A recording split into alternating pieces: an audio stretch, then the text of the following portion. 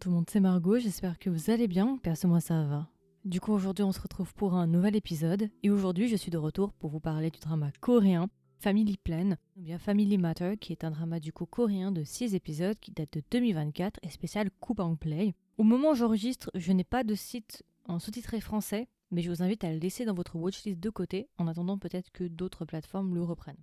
Alors moi ce drama, j'en avais rapidement entendu parler tout simplement parce que je suis abonnée à Beduna sur Instagram et du coup je me rappelle quand j'avais vu la bande-annonce pour la première fois, je m'étais dit mais qu'est-ce que c'est que ça? C'est trop bizarre, vas-y je mets de côté, ça a l'air trop sympa. Il y a pas longtemps là je suis en train de rattraper tout mon retard K-drama parce que même drama en règle générale et du coup je me suis dit allez vas-y pourquoi pas y aller, mettons-nous dessus. Déjà j'ai un peu galéré à le trouver, je dois vous avouer, c'était pas simple et du coup je suis de retour pour vous en parler en sachant que du coup c'est une recommandation si jamais. Alors pour les acteurs principaux, nous avons Beduna. Beduna, si vous ne la connaissez pas, c'est une actrice vétérante. Qu'est-ce que je peux vous donner? Elle a joué récemment dans The Silent Sea. Elle avait aussi fait un film dont j'avais été invitée pour l'avant-première en France qui était Next Soi, qui date de 2022. Elle a aussi fait dans les Kingdoms, je pense que c'est là où vous l'avez connue pour beaucoup. Et elle a fait encore énormément de dramas et de séries, enfin je vous laisserai regarder, mais c'est une actrice vraiment très très connue. Et ensuite, pour les autres acteurs, alors je vais vous donner un autre acteur qui est très très très connu, qui est Park Salomon, ou bien Lomon, je pense que vous l'avez connu dans All of Us Are Dead. Donc il est dans le drama si jamais pour celles et ceux que ça intéresse. Après pour le reste du casting, je vous avoue que je connaissais pas, enfin, c'était pas des acteurs que je connaissais de fou. Pour les acteurs tertiaires, on va dire, il y a beaucoup de visages communs. Par contre pour les 5 acteurs principaux, il y en a très peu finalement que je connaissais, mis à part Lomon et Beduna. Alors là, il y en a un visiblement qui a joué dans Moving. Après, est-ce que je peux... Ah, mais je crois savoir. Il jouait le rôle de Frank Liu Sung-bom.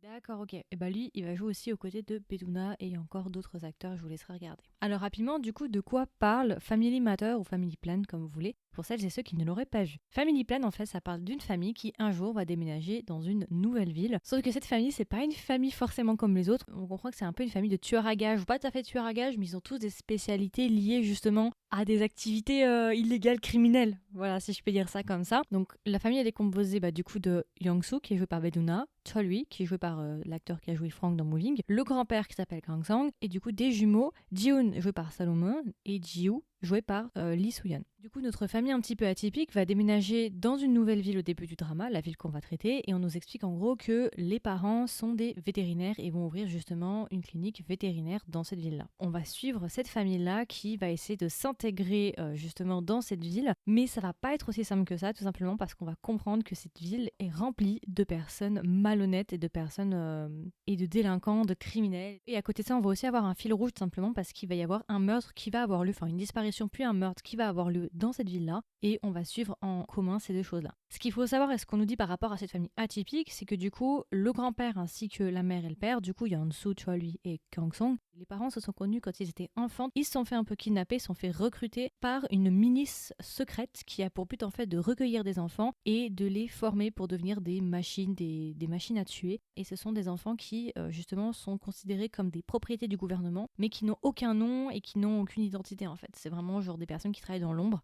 Et depuis leur enfance, justement, ils ont été élevés là-dedans. Et on comprend en fait que du coup, le grand-père ainsi que les deux parents ont des capacités particulières qu'ils ont développées lorsqu'ils étaient dans ce camp d'entraînement illégal, on va dire ça comme ça. Donc c'est à peu près tout, hein. Je vais pas aller trop loin non plus dans les détails, je vous le laisserai découvrir. Alors rapidement, qu'est-ce que j'ai pensé du drama? Ce que j'ai bien aimé avec ce drama, c'est que c'est un drama décalé. Parce que c'est vrai que quand on te donne le plot comme ça, on va dire ok, c'est une famille un peu de tueurs à gages, ils ont des capacités un peu spéciales et tout, il va y avoir des bails de faire disparaître des gens, ils vont séquestrer des gens, ils vont buter des gens et tout. Alors oui, mais en fait ce qui est assez drôle avec ce drama, c'est qu'il y a de l'humour. Et c'est de l'humour complètement décalé, et c'est ce que j'ai beaucoup aimé, c'est vraiment le drama, je pense que le mot qui correspond mieux à ce drama, c'est décalé. Même si le drama est assez obscur à certains moments, surtout vers la fin, la plupart du temps en fait c'est toujours dans un mood un peu chelou, bercé entre l'humour et je vais te découper en deux la scène d'après, tu vois. Et c'est ça que j'ai bien aimé, vraiment j'ai bien aimé ce petit côté décalé. L'humour est assez sympa, il y a vraiment des scènes hilarantes. J'ai beaucoup aimé les jumeaux, j'ai beaucoup aimé Lomon du coup. Ça faisait longtemps que je l'avais pas revu dans un drama. Donc pour les fans de Lomon, vraiment, allez-y. Et franchement, j'ai passé un bon moment. Le drama est assez court, 6 épisodes, ça va très très vite. J'ai pas vraiment nécessairement de points négatifs, mis à part peut-être que vers la fin, je trouve que ça rallonge un petit peu vers la fin. J'ai un peu décroché le 6e épisode à peu près. Et aussi, vers la fin, c'est très très très violent. Je vous le dis, c'est très gore. Mais vraiment très très gore. Par exemple, The Worst of Evil, je sais pas si vous vous souvenez de ce drama. Beaucoup de gens avaient dit, oh là là, ce drama il est gore, machin machin. C'est rien à côté de ça. Je pense à une scène dans un couloir avec les lumières rouges là. C'est rien comparé à ce que vous allez voir ici. Vraiment, vers la fin, c'est lourd quoi. si vous n'êtes pas habitué à ça, franchement, je pense que vous allez passer pas mal de scènes parce que la fin, c'est vraiment genre une boucherie à ciel ouverte. Petit drama sympa, petit drama qui se regarde, c'est pas mon coup de cœur de ma life de fou, mais en tout cas, j'ai passé quand même un bon moment. Le drama est assez drôle. Même le rythme, la manière dont les dialogues sont donnés, les pauses et tout, enfin, vous verrez, c'est particulier. Hein.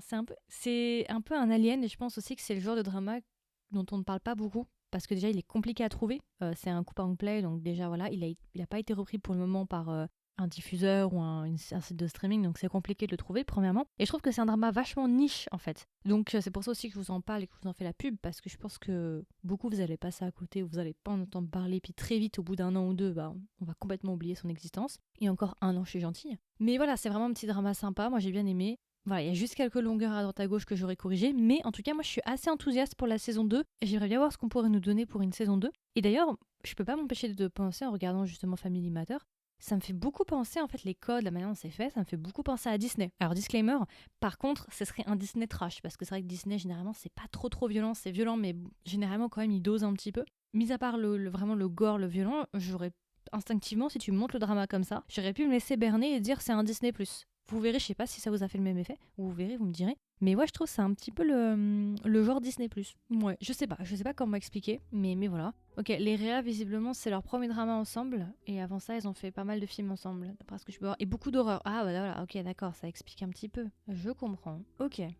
Et d'ailleurs, moi, il y a juste un truc qui me laisse un peu perplexe parce que dans le descriptif des genres, on me dit surnaturel. Ouais, mais enfin, j'ai bugué avec ça en fait plusieurs reprises de surnaturel. Oui et non, enfin, je sais pas. Dites-moi vous ce que vous en pensez. Est-ce que vous le metteriez dans... Parce que en fait, pendant une très longue partie, j'ai eu du mal à situer le genre de ce drama. Parce que, comme je vous ai dit, ces personnages, ils ont des capacités. Mais de là à dire que c'est du surnaturel, en tout cas, je trouve que le parti pris du Réa, de ce qu'il a décidé de nous montrer, je trouve qu'il n'est pas allé jusqu'au bout en fait. Et du coup, tu te retrouves dans une situation où tu te dis, c'est pas tout à fait du surnaturel, ou en tout cas, on te le montre pas à 100%, tu vois. On hésite un petit peu à pousser jusqu'au bout et aller jusqu'au bout du surnaturel, tu vois. À franchir la limite. Et je trouve qu'on s'arrête vachement à une fine limite, ce qui est assez dur en fait de se situer et d'appréhender en fait l'œuvre. En tout cas, moi, c'est l'effet que ça m'a donné. Peut-être que dans la saison 2, ils vont vraiment franchir cette limite-là. Enfin, s'il y a une saison 2, en tout cas, moi, j'aimerais bien, mais je suis pas sûre, je sais pas. Et du coup, si je devais recommander le drama à un ami ou une amie, qu'est-ce que je lui dirais et est-ce que même je lui recommanderais le drama? Moi, je vous le recommande si vous aimez bien les thrillers un petit peu décalés, les thrillers qui mélangent un peu l'humour. Attention, il y a quand même du gore. Je vous le recommanderais pour le casting si vous aimez Beduna, si vous aimez Lomon. Franchement, laissez-lui une chance. Et je le recommanderais aussi si vous voulez un petit drama assez court, de bonne qualité, qui va vous faire passer le temps. 6 épisodes, ça se regarde très très rapidement.